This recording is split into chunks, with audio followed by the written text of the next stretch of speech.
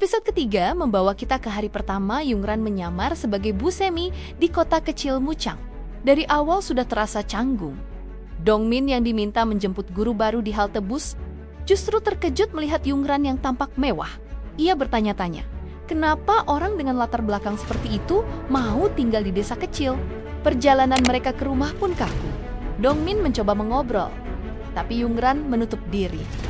Di sisi lain, Son Yung dan Son Woo sibuk menyusun rencana kotor bersama pengacara. Menggali masa lalu Yungran dan ibunya untuk dijadikan senjata. Mereka ingin menjatuhkan reputasi Yungran di depan publik, melabelinya sebagai wanita muda yang menikah hanya demi harta. Di Muchang, Yungran tinggal di rumah milik Dongmin. Pria itu penasaran dengan latar belakang Yungran, tapi Yungran dengan tegas meminta agar ia tak ikut campur. Dongmin bahkan curhat pada rekannya, Taemin, karena tak bisa menebak siapa sebenarnya wanita itu. Saat membongkar koper, Yungran menemukan sebuah pistol dan peluru, mengingatkannya pada pesan terakhir pimpinan Ga Sung Ho, bahwa suatu hari ia harus membalas dendam untuk Yerim tanpa ragu. Tiba-tiba ia merasa lapar. Saat Dongmin dan Taemin menikmati makanan di luar, Taemin menawarkan makanan pada Yungran, tapi ia menolak dengan dingin. Ia memilih berjalan sendiri ke toko desa, membeli beberapa bungkus ramen instan untuk makan malam. Warga Muchang tidak hanya penasaran dengan guru baru itu, tapi diam-diam mereka juga berniat membantu agar Yungran tetap merasa nyaman tinggal di desa kecil mereka. Di sisi lain, Son Woo mendekati gangster lokal, Dong Hong, untuk mencari dan menghabisi Yungran. Tapi si preman tak mau bertindak tanpa bayaran besar. Lee Don diam-diam mengawasi ibu Yungran, So Yung, yang kini bekerja di pabrik mie milik keluarga Ga Sung Ho.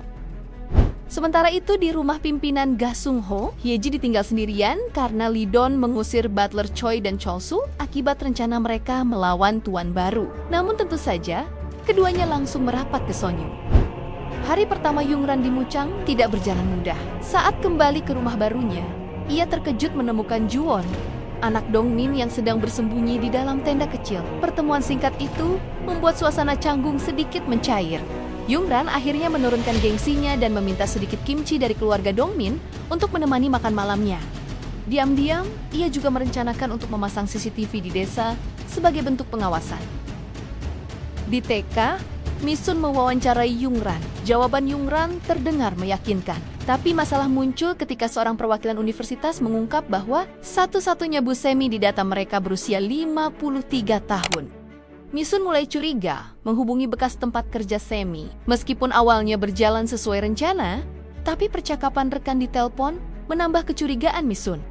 Merasa terpojok, Yungran segera menelepon Lee Don agar menenangkan Misun.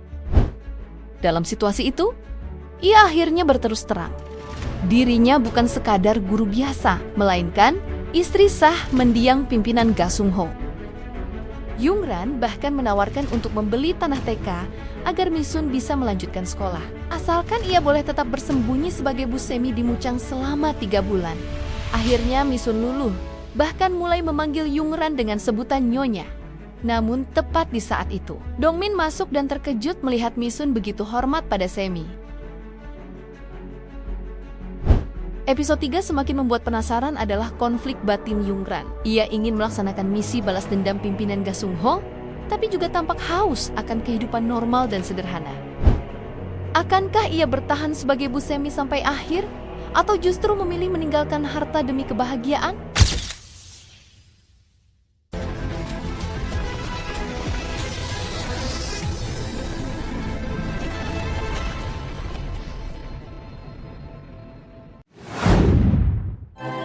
Drama Lur. Thank you for watching. Don't forget to subscribe.